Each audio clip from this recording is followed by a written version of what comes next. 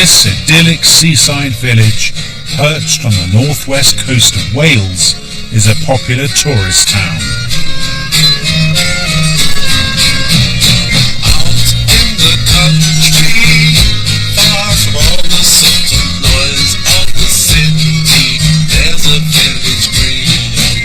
But for one man in the late 1960s, it became a living nightmare. Where am I? In the village. Who are you? The new number 2. You are number 6. I am not a number. I am a free man. The Prisoner was the ultimate cult hit, a TV series about a secret agent who is kidnapped and held captive in the mysterious village. His name, his very identity, erased and replaced with a number. He is number 6, and from the village there is no escape. Wait! Stop!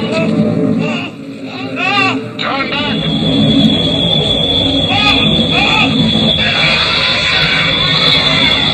At the heart of The Prisoner is a simple but very powerful message, repeated at the beginning of every episode. I am not a number. I am a free man. Then he must no longer be referred to as number 6 or a number of any kind. He has gloriously vindicated the right of the individual to be individual. The cult of the individual has been the central theme of our post-war culture. From the celebrated actor to the celebrity artist, the best-selling author to television's endless talent shows. From pop stars to pop stars. This constant emphasis on the value and potential of the individual and the importance of identity and self-realization feels excitingly modern. But as with so much of our popular culture, the foundations were laid by the Victorians.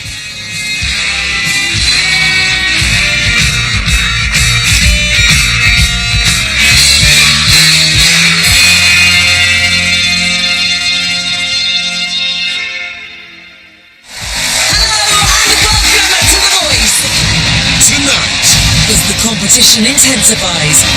The coaches go all out to grab the best talent. You want to do your coach?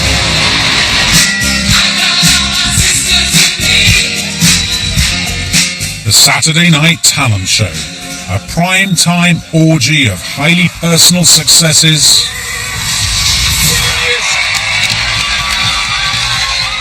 and crushing disappointments. The BBC's version, The Voice, features gladiatorial battle rounds in which ambitious young men and women try to turn their talent into fame and fortune.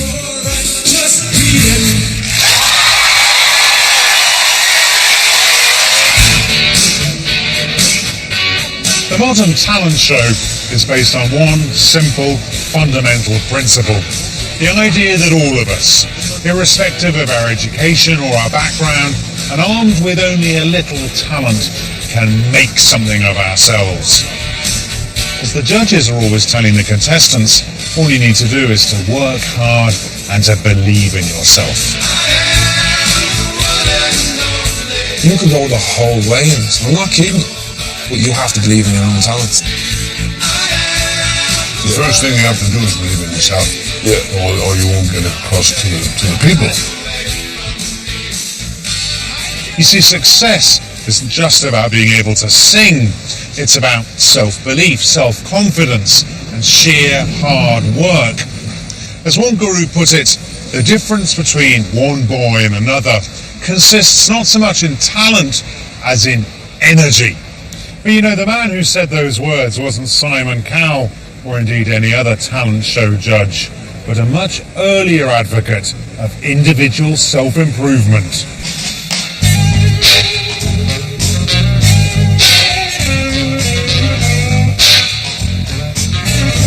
In the early 1850s, the Scottish writer Samuel Smiles came here, to what was then the Mechanics' Institute, at Woodhouse in Leeds.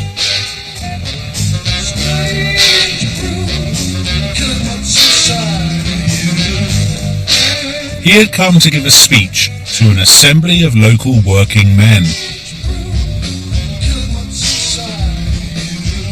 The lecture that Samuel Smiles gave here that day was entitled, with typical Victorian directness, The Education of the Working Classes. And what it reflected was Smiles's fervent belief in the power of education and the importance of self-fulfillment. His central message was this: every human being has a great mission to perform, noble faculties to cultivate, and a vast destiny to accomplish.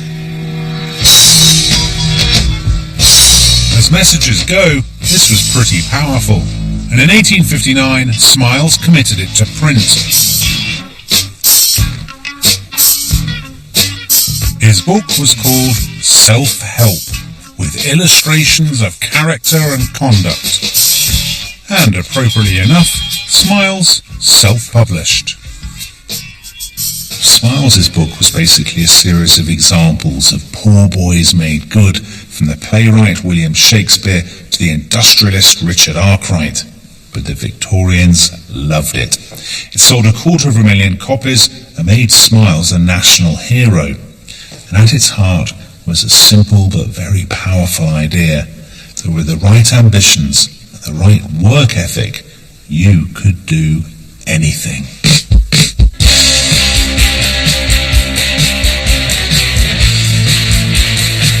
For Smiles, the foundation for individual success was very simple: education. Only education for all, he argued, would give people the confidence to change their own lives. I'm going to stay on at school and try and get my GCE. Why? Well, I think I'll have a better chance of getting a job if I have that behind me. And after 1945, Smiles's dream became a reality, as post-war Britain provided more and more educational opportunities, from grammar schools to universities. But there was one particular part of our education system that stood out, a remarkable engine of creativity, fostering some of our brightest cultural stars. Could we have some quiet, please? I've called this assembly because, as you probably know, we are in a critical time for art education. In September 1957, a precocious and perhaps rather self-absorbed young man arrived here for his first term at the Liverpool College of Art. From the very beginning, he was determined to stand out from the crowd. The other students all wore baggy jumpers and duffel coats, but he was dressed as a teddy boy, with greased back hair, a drape jacket and drainpipe trousers. He was an ambitious young man, absolutely determined to make his mark.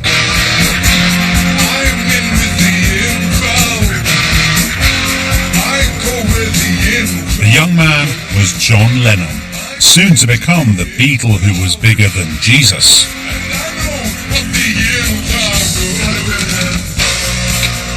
And the place where he began his long march to stardom was Art College. If there was one place that fueled the young John Lennon's burning ambition and rebellious individualism, then it was art school. But in many ways, that was what it was for. The Liverpool College of Art had grown out of the Liverpool Mechanics Institute, one of those Victorian institutions for the education of working men. Samuel Smiles himself had once given a talk in this building. It was, and it remains, an institution devoted to giving ordinary people a sense of self-worth and self-belief. The Art College has had a transformative effect on our popular culture, producing an assembly line of talent, and not just in the realm of fine art. It's produced a roll call of artists, musicians and designers. Jimmy Page, Vivienne Westwood, Jarvis Cocker, Eric Clapton, Brian Ferry, David Hockney, David Bowie, Ray Davis, Mary Quant, Keith Richards, Pete Townsend, to name but a few. I think Art College was a place for working class teenagers who had rejected a working class future. And what they fostered was a sense of self-belief, of belonging to a new creative elite who was to produce some of the best-loved artworks, films and music in our modern history. And it was here that John Lennon began to pursue the one thing he really cared about: himself.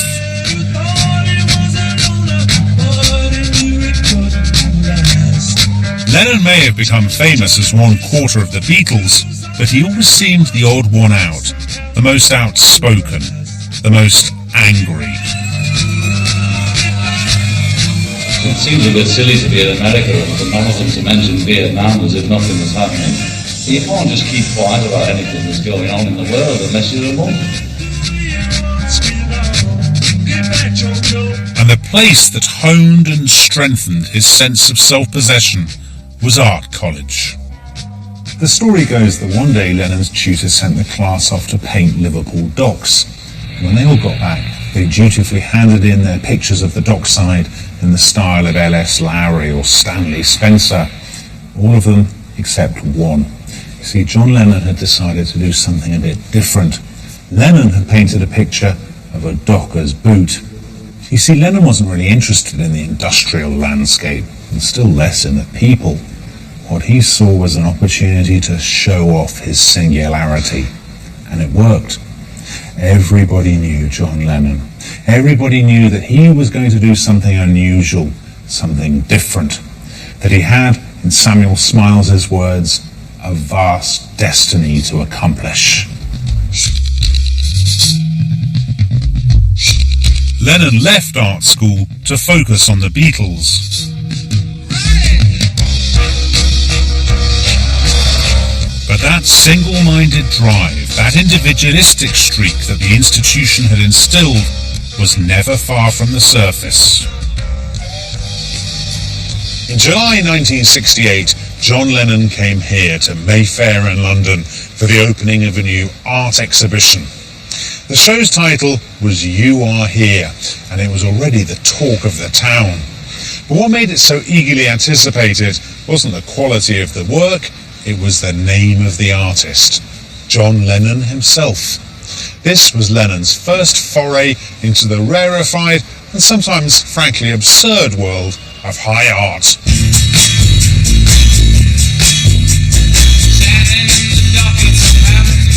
By this stage, internal frictions were taking their toll on the Beatles. And Lennon's relationship with the Japanese conceptual artist Yoko Ono would see the musician move in increasingly strange directions. As the highlight of the opening, John and Yoko released 365 white helium balloons, each with an attached card inviting the finder to send it back to the gallery with a handwritten message for Lennon himself. The cards came back in their hundreds, but the messages weren't quite what Lennon was expecting. They laid into him for leaving his wife, Cynthia. They savaged him for shacking up with Yoko Ono. And they criticised him for his long hair, his money, his politics, and his artistic pretensions. The message was clear. The man on the street wanted Lennon to stop messing about and get back to being a Beatle.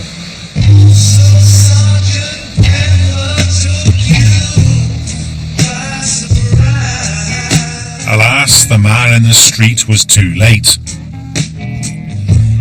Lennon's course was set, and a year later he told the rest of the band that it was all over. I always wrote about me when I could, Lennon once said.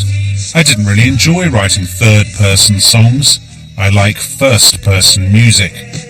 And now he was free to pursue his obsession. There was, I think, always a fundamental tension between John Lennon's role as one of four Beatles and his long-cherished self-image as a man apart.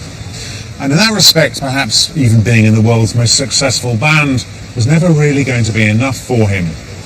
You know, people often blame Yoko Ono for breaking up the Beatles, but I think that Yoko or no Yoko, John Lennon was always on his way out.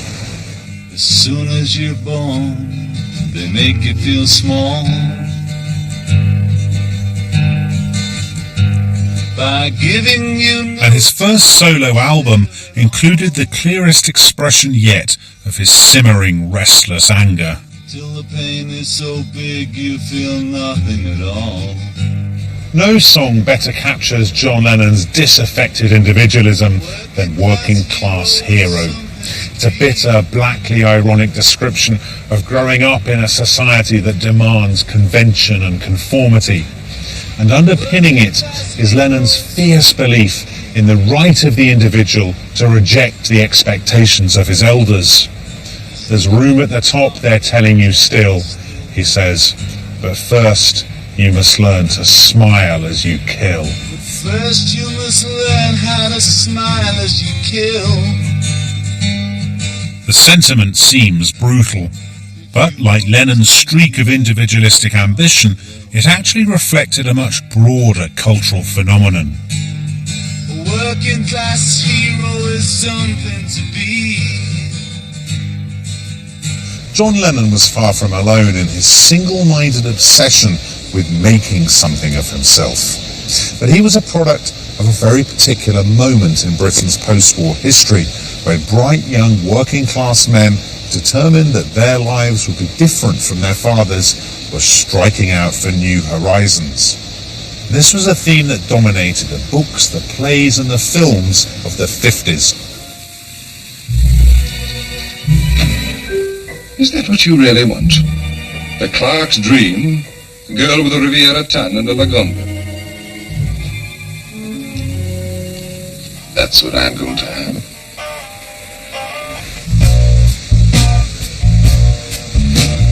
I'm so tired of working every day. The authors of these works became known as the Angry Young Men. They included John Brain, Alan Sillitoe, Kingsley Amis, and the playwright John Osborne, whose 1956 play, Look Back in Anger, gave them their name. What the term captured was a very distinctive post-war mindset. The Angry Young Men always hated the label. By and large, they weren't angry, and most of them weren't even young. They were men, I suppose. The men. Well, as labels go, it's not exactly very catchy. What united them, I suppose, was their outlook. Like John Lennon, writers such as John Brain and Alan Sillitoe dreamed of throwing off the fetters of class, convention and community. And it was precisely this restless, driving ambition that propelled the heroes of their most successful books. Look, Joe, there's the top. That's where the money is. What a lovely houses up there, you know, Joe. I'll have one of those. I'm going to have the lot. No, you're not. Not in local government, you're not. Do you ever work it out, brother? In 20 years' time, you could be sitting in Harlake's chair, and that's as high as you can go. And that means 1,000 a year, a semi-detached downtown, a second-hand Austin, and a wife to match, if you know what I mean. I know damn well what you mean. That's why I'm going to have the lot. Well, first of all, there's been a change from what I once called the wet hero to the dry and reasonably tough hero. But most important of all, at last, I mean, English novelists are doing what the American novelist has always been doing, and that is to say, they now feel themselves free to write about any part of the country and about any kind of person, any class of person, whatever. And this is a definite advance. And the key to this advance was the new social landscape of post-war Britain.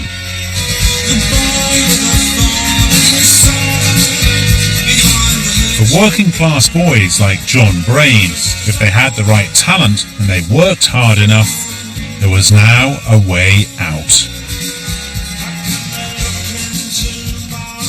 With grammar schools and full employment came a growing sense of individual opportunity, a sense that bright working-class boys and girls could do a lot better than follow their parents into the factory or down the pit. So this was an age not just of social mobility, but of unashamed aspiration.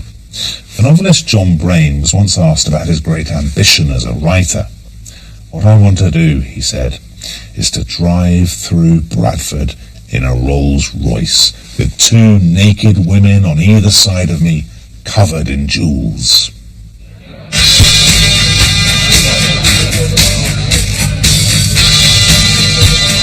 But social mobility brought with it a growing tension between the individual and the collective.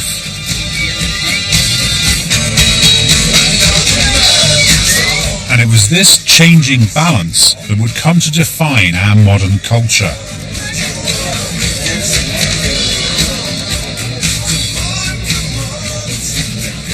The Victorian period had been the heyday not just of liberal individualism, but of the cooperative spirit, symbolised above all by the new trade unions. And for Samuel Smiles and his Victorian contemporaries, this ethos of collective cooperation, of working together for the greater good, had been an important counterweight to the idea of individual self-improvement. But over the next 150 years, as our collective institutions began to decay, so our culture focused more and more tightly on the individual.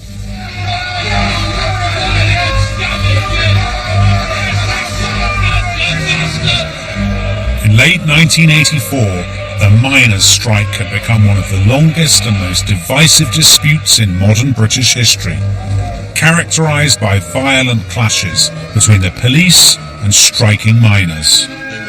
These men were fighting for their livelihoods, for their very identity.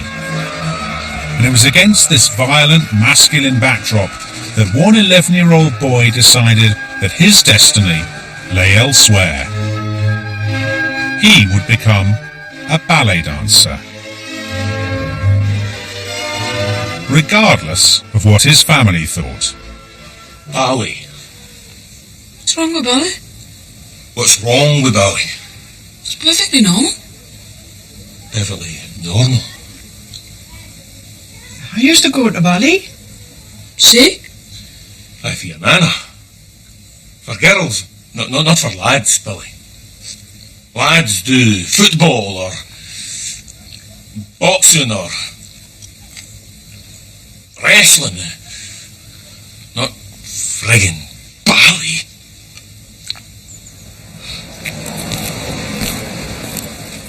Billy Elliot is the story of one boy's struggle to overcome the expectations, the constraints and the prejudices of his local community, to leave these run-down streets in search of something better. It's a funny and moving tale of individual self-expression and self-realization, worthy of Samuel Smiles himself. Although when Smiles wrote that every human being has a great mission to perform, I'm not sure this is quite what he meant.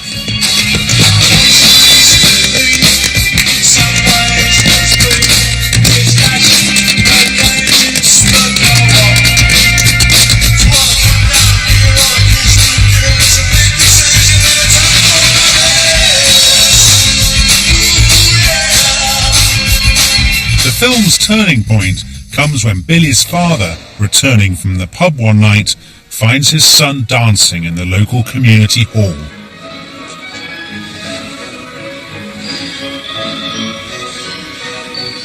Instead of retreating, Billy dances on.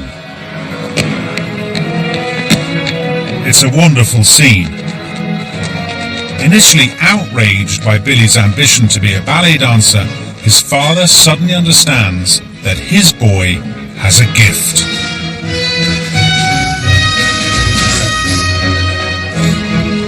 And that he has the chance of a better future than a life down the mines. The principle of the individual having, in Samuel Smiles's words, a vast destiny to accomplish is the central driving theme of Billy Elliot. But 40 years earlier, another Billy was wrestling with a very similar idea. In 1959, the journalist Keith Waterhouse had published his first novel, Billy Liar. It tells the story of Billy Fisher, a young lad who grows up in an obscure fictional Yorkshire town and dreams of breaking free of his family and of his class. Now, for Billy Fisher, escape comes not in the form of ballet, but in the exaggerated fantasy world of his imagination. For God's sake, Billy, why don't you tell the boring little man where to stick his job? I mean, we don't buy calendars. And in his enduring ambition to move down south to London. Because for Billy Fisher, London represents freedom. A man, he says, can lose himself in London.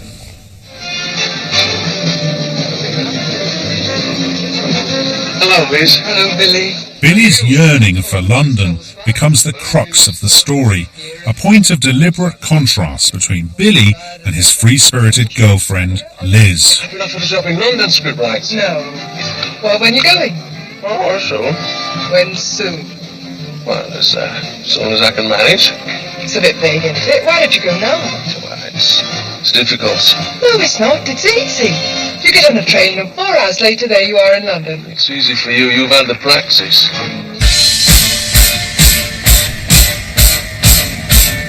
For all Billy Fisher's daydreams, London remains eternally out of reach. 4 hours by train, but it might as well be on the moon. But 40 years later, Billy Elliot achieves what Billy Fisher and his own father never could. So what's it like? What's what like? London? I don't know, son. I never made it past Durham. Have you never been, like? Why would I want to go to London? It's the capital city.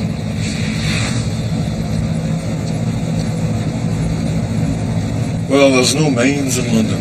Christ. It's all you think about.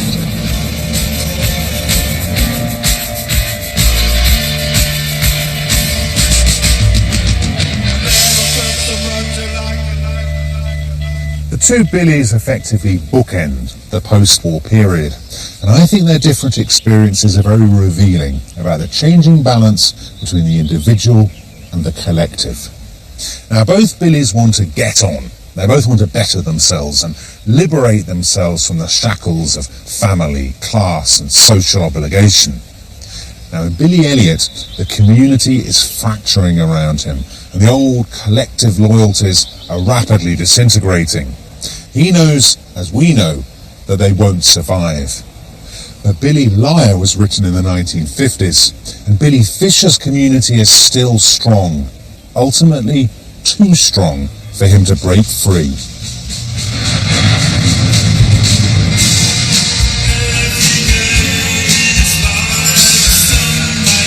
Billy Liar ends at the railway station, where Billy has arranged to join Liz, the girl he loves, on the last train to London.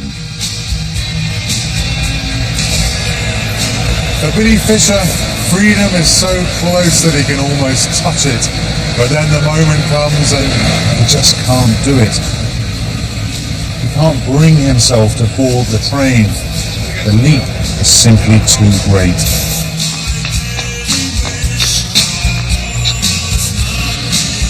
But while Billy Fisher can't turn his dreams into reality, Billy Elliot can and does. And the reason, I think, is that in the decades that separate the two Billies, something has changed. The old ties of class and place have come undone. And so Billy Elliot is free to pursue his destiny as an individual. In the final scene of Billy Elliot, a grown-up Billy steps on stage in London to play the lead in Swan Lake. Billy, your family here. Thanks. Watched by his father and brother.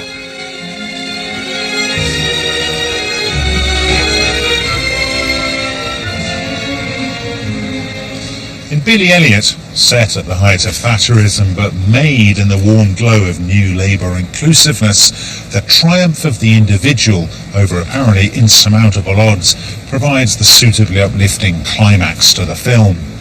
And so a joyous audience applauds the sentiment that anyone can do anything. But there is a less joyous side to Billy Elliot's triumph. He may have escaped the constraints of class and community.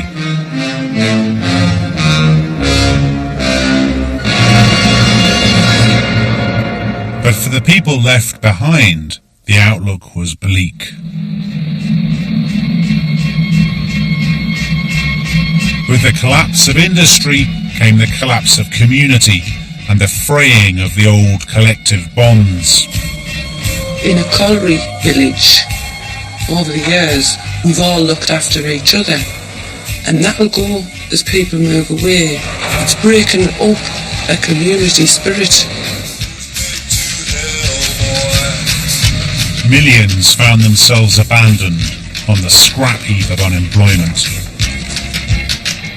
The growing power of individualism in our culture and in our society has come at a price.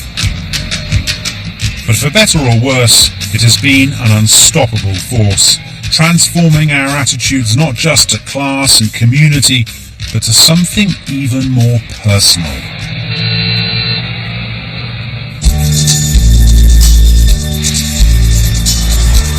Everybody's talking at me. I can't hear a word they say. Only the echoes of my mind. On the evening of the 20th of October 1953, Britain's finest stage actor was strolling home after a late night dinner when he felt a call of nature.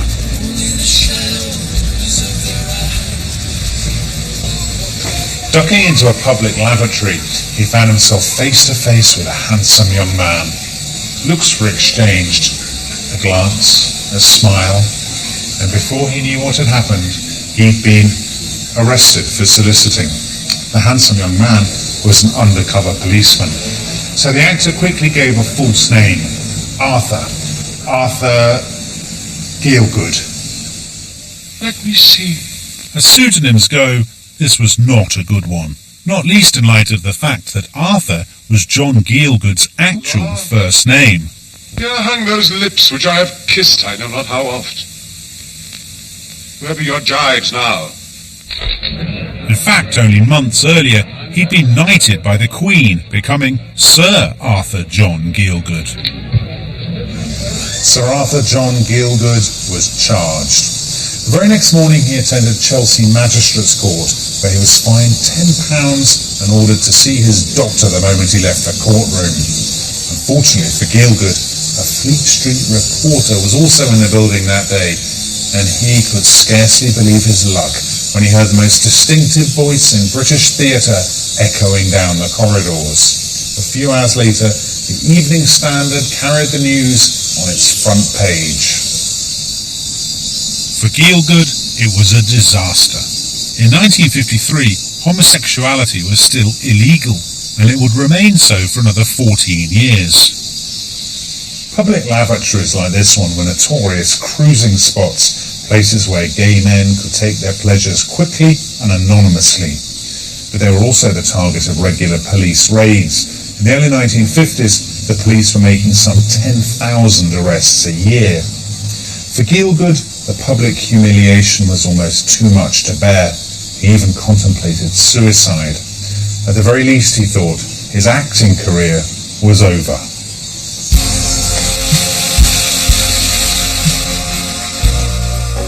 Arriving for the show is that great Shakespearean actor, Sir John Gielgud. Gielgud had just finished rehearsing a new play, A Day by the Sea, in which he was starring opposite Dame Sybil Thorndike. It was due to open here, at the Royal Court Theatre in Liverpool, only days after his arrest. The house was packed.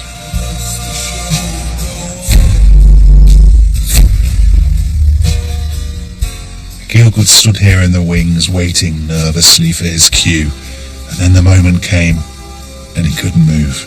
He was paralysed by nerves. On stage, Dame Sybil Thorndyke saw him standing there, and she strode across to the wings and grabbed him and whispered fiercely in his ear, "Come on, John, darling, they won't boo me." And she led him out on stage.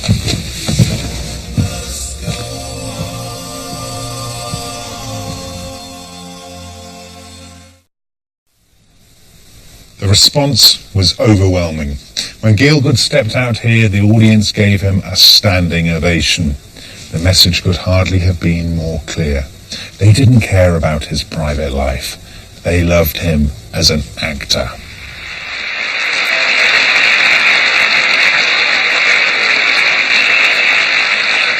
For Gielgud, it was a moment of indescribable relief. But it also had a wider significance. John Gielgud was an early and very reluctant example of a phenomenon that's become more and more pronounced over the years, the increasing prominence and acceptance of gay performers, from Stephen Fry and Rupert Everett to Boy George and Elton John. I don't think there's any other country in which gay artists and gay entertainers are quite as visible as they are in Britain. Ours is a culture of tolerance driven by individual talent. Fall down in the best possible taste.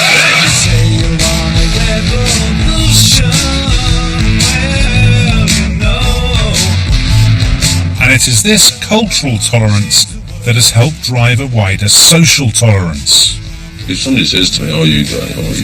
Are you bent?" is the usual expression in the East End, I say, yes, I am. From the legalisation of homosexuality to gay marriage. If you want a good example of the power of popular culture, then just think about the actor Ian McKellen. McKellen came out in 1988 to fight the Section 28 legislation that effectively bans schools from promoting homosexuality. McKellen was well aware of his influence as an actor. People, he said, might take comfort that if Ian McKellen was on board, then perhaps it would be all right for other people to be as well, gay and straight. In fact, I think the key figures in the fight for gay equality weren't parliamentary politicians. They were actors, artists and musicians. Police in Los Angeles have confirmed that they've arrested the singer George Michael on suspicion of committing a lewd act. 45 years after Gielgud's brush with the law, George Michael was arrested in a public toilet in Los Angeles for the very same offence. But his response, unlike Gielgud's, was neither despair nor shame. Instead, he went on CNN to fight his corner.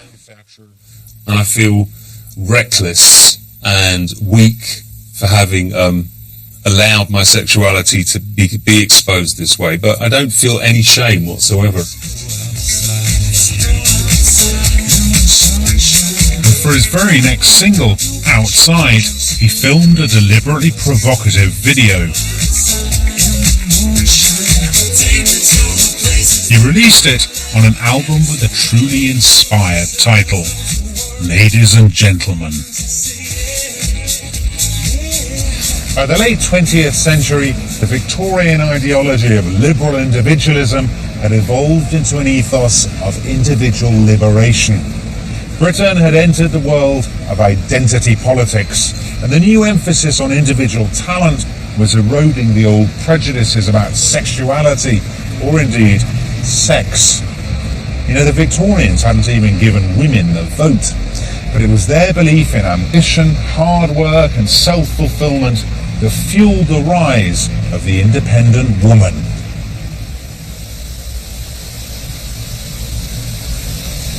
Yorkshire. Glens shut in by hills, bluff, bold swells of heath.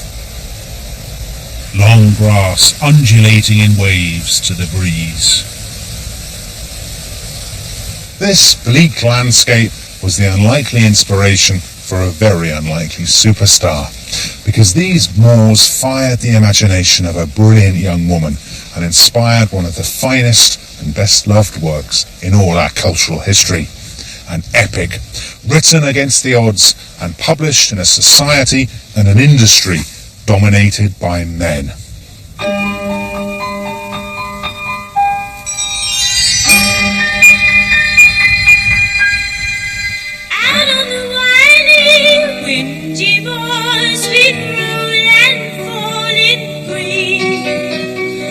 You had a temper like my jealousy. In January 1978, Kate Bush released Wuthering Heights.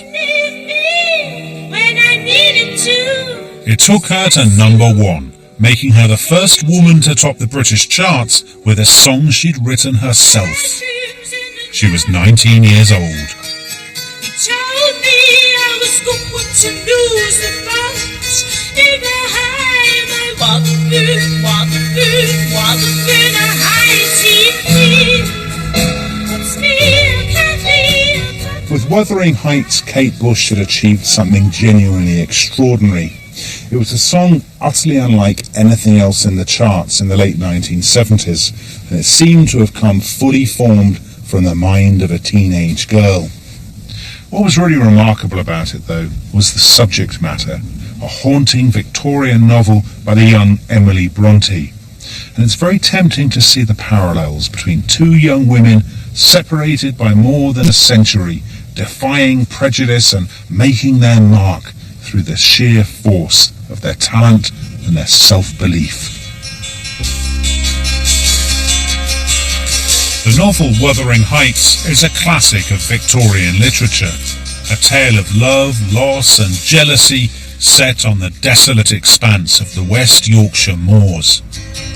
A novel about a young woman struggling to express herself. I saw a series on the television about 10 years ago, and it was on very late at night, and I caught literally the last 5 minutes of the series where she was at the window trying to get in. Let me in! Oh, why? Let me in! It just really struck me. It was so strong. Yeah, I read the book before I wrote the song because I needed to get the mood properly. I'm looking for a hard-headed woman.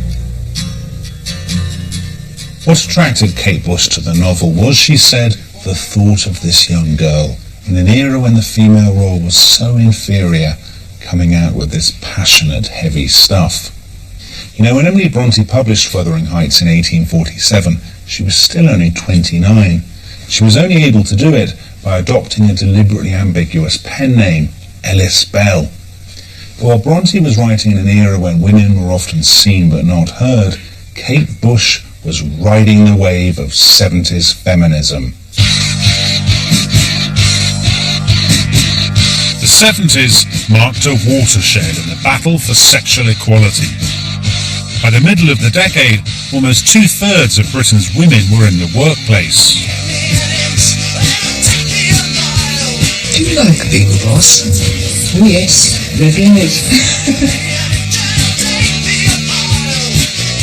And women were in politics, in popular culture, Good evening, and welcome once again to Top Gear. and on our television screens like never before. You devoted the whole of your life to improving the lot of women, and not just politically, but socially too. I wonder what you think of women's liberation. There seemed no limit. Kate Bush was in a position to demand control over her own destiny. And her record company, EMI, announced plans to release the song James and the Cold Gun as her debut single. The 18-year-old Kate dug in her heels. It simply had to be Wuthering Heights. And so, it was. A year later, she set up her own management and publishing companies to ensure complete control over her own career. And ever since, Kate Bush has made music entirely on her own terms.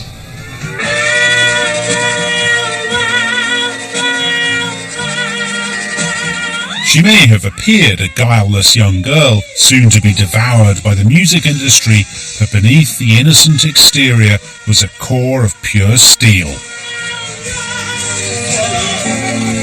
I think the main reason why they listen to me is because I'm paying the wages and that it's my music, and I think they have enough respect for me, I hope, not to turn around and say, you don't know what you're talking about.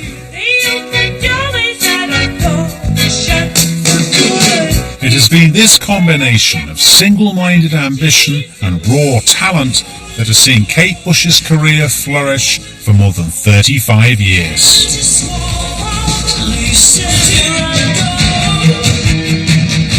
and she remains the only female artist to have had top 5 albums in the British charts in 5 successive decades.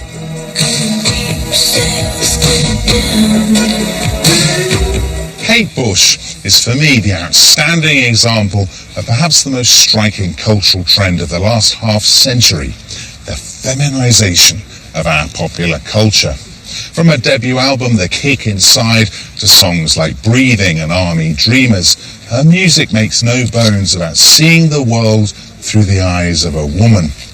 And by the 1990s, when the Spice Girls turned girl power into a gleeful, high-kicking marketing slogan, the trend had become irreversible. From our art and our literature to music and even video games, the female voice has become stronger and stronger. And what I think underpins this feminisation of our popular culture is that Victorian idea about individual self-fulfilment. Who cares if I wear heel trainers? Who cares if I like little girl games? Who cares if I run? Today, the principle of female self-fulfilment, driven by education, ambition and self-belief, has become one of the central pillars of our popular culture. And Kate Bush's emphasis on a consciously individual female perspective has become a mainstay of Britain's music industry. This is the Brit School, which opened its doors in 1991 with a distinctly Victorian mission to nurture outstanding talent in the performing arts. You know, the school motto really says it all: original, responsible, ambitious. And what it's most famous for is its production line of internationally successful solo female talent. Adele, Amy Winehouse, Kate Nash, Jessie J, Katie Melua, Leona Lewis, Katie B, Imogen Heap. Basically, Samuel Smiles meets Fame Academy. And while the gospel of liberal individualism was making Britain's popular culture more open and meritocratic, so our culture in turn was sending a very clear message: you can be whoever you want.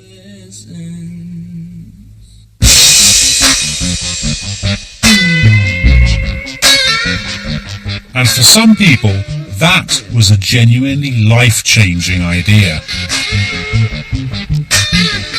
In the years after the Second World War, this little corner of East London had entered a long, slow decline.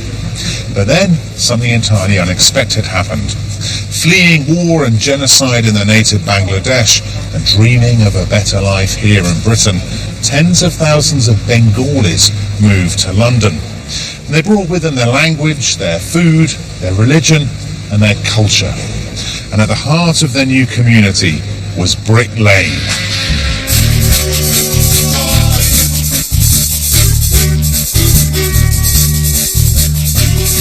More than 40,000 Bengalis live their closely packed lives in and around Brick Lane in London's East End. Brick Lane is today synonymous with multicultural Britain. East London meets South Asia. But for many of the Bengali immigrants who arrived here in the 1970s and 80s, there was a tension between the expectations of their own, relatively conservative, cultural tradition and the apparent freedoms on offer in liberal Britain. This tension between old and new is the premise for Monica Ali's best-selling and controversial book Brick Lane, which was published in 2003. It tells the story of Nazneen, a young Bengali woman whose arranged marriage catapults her from a dusty village in rural Bangladesh to a cramped council flat in East London. The year is 1985, and Nazneen, who speaks not a word of English, finds herself adrift and alone, caught between the bewildering cultural freedoms of her new homeland and the often stifling expectations of her fellow Bengalis.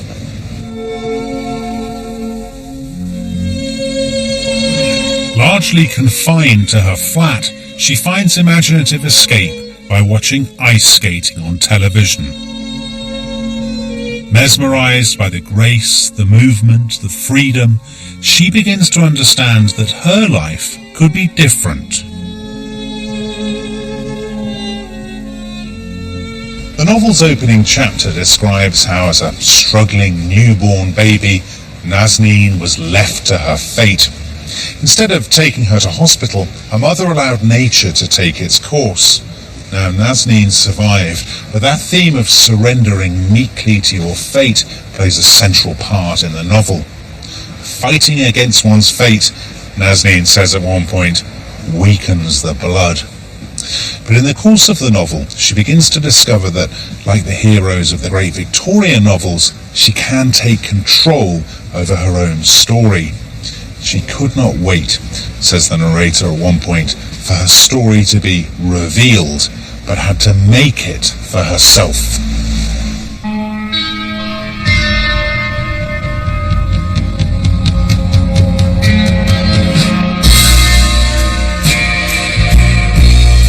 Brick Lane is about self-discovery and self-realization.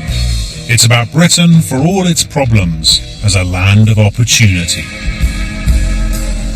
After all, in modern Britain, there have been few better examples of individual drive, ambition and self-improvement than among our immigrant communities. As the story unfolds, Nazneen takes control over her life. She has an affair with a much younger man.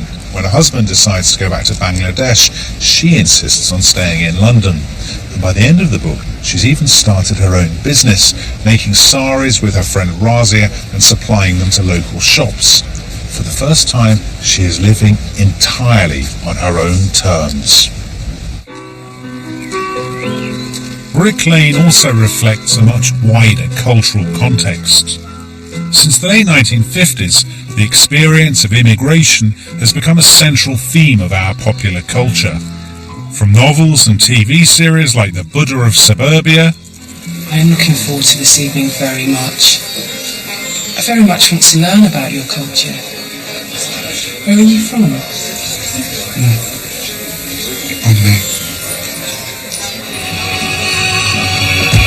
To feature films like Bend It Like Beckham.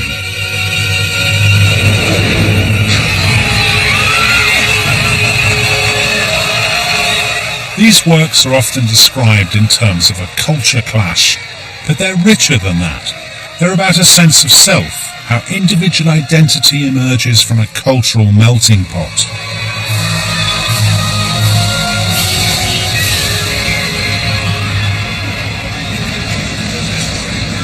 In the final scene of Brick Lane, Nazneen's two daughters and her friend Razia take her ice skating, something that she's dreamed about ever since she first came to England and saw Torvin and Dean on TV.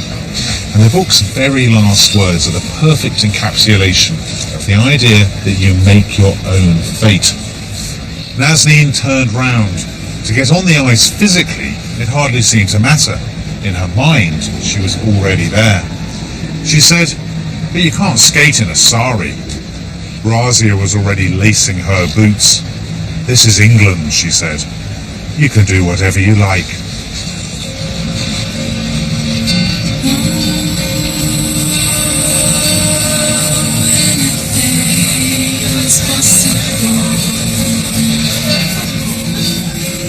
This belief in the right to do whatever you like takes us back to Samuel Smiles and his creed of liberal individualism.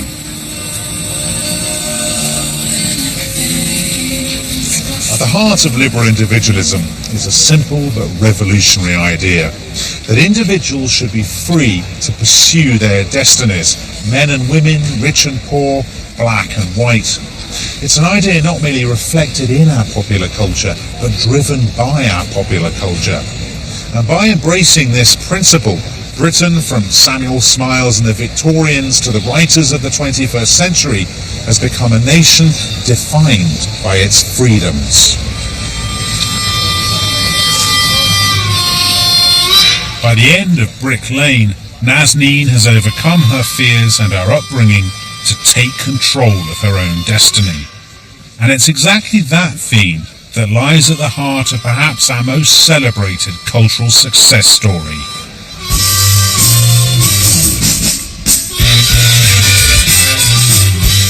Edinburgh, home of the Enlightenment, university city to the young Samuel Smiles.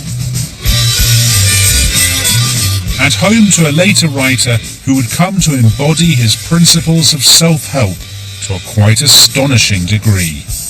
The year was 1994, and in this Edinburgh cafe, the staff would often notice a solitary figure sitting in the corner, nursing a cup of coffee or a glass of water, and scribbling furiously with one hand, and with the other rocking a pushchair with a sleeping baby.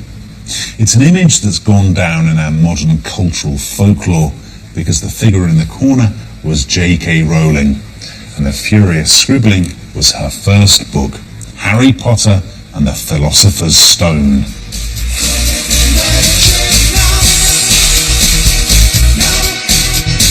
Harry Potter became a publishing sensation, making J.K. Rowling rich beyond the dreams of avarice. Hers is the ultimate rags to riches tale. What was it like when you saw your first book in the shop? That was the best moment of all. Better than anything that's come since was me seeing it, and it was a real book in a proper real bookshop, and it was wonderful. Today the story of J.K. Rowling is very well known. A single mother living in an Edinburgh council flat, and by her own admission, as poor as it's possible to be in modern Britain without being homeless, she is today our most successful living author. And she did it by virtue of her own talent, ambition, determination, and sheer hard work. So far from poverty being a misfortune, it may, by vigorous self-help, be converted even into a blessing. So said Samuel Smiles. And if he were updating his illustrations of character, conduct, and perseverance for the 21st century, I rather think that J.K. Rowling would be top of his list. Even her own comments about her success have a distinctly Smilesian flavour. You will never truly know yourself or the strength of your relationships until both have been tested by adversity. Such knowledge is a true gift for all that it is painfully won, and it has been worth more than any qualification I ever earned. There is in J.K. Rowling's story another nice echo of the Victorian era. Like the Bronte sisters or George Eliot, who felt compelled to publish their books under male pen names, Joanne Rowling published as J.K. precisely to hide the fact that she was a woman. The feminisation of British culture had, it turned out, only gone so far. Little boys, according to her publishers, were perfectly happy to buy books by men, but they drew the line at adventure stories written by a woman, at least until they'd read them.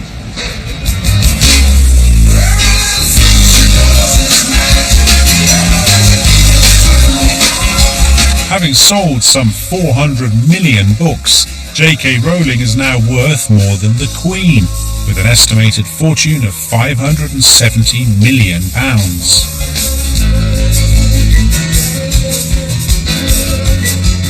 And the Harry Potter phenomenon has been good news for the British film industry too, with roles for almost every household name in the business.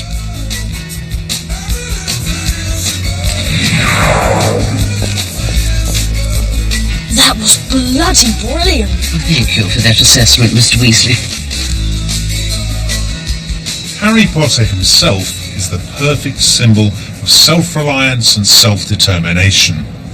Like the young heroes of Victorian novels such as David Copperfield and Great Expectations, he starts out right at the bottom, In his case, sleeping under the stairs in shabby second-hand clothes. There's no such thing as magic. But like the great Victorian heroes, he never gives up. And thanks to his character and his courage, he defies the odds and emerges triumphant. You know, you could hardly find a better advert for Victorian values, except, I suppose, for J.K. Rowling herself.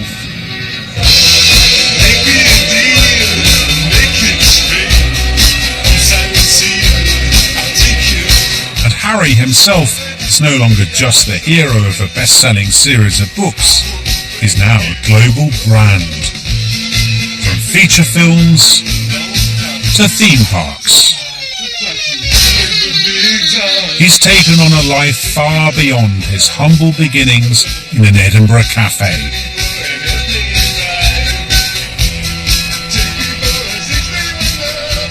The story of Harry Potter and J.K. Rowling is not just a testament to the power of individualism, both moral and materialistic.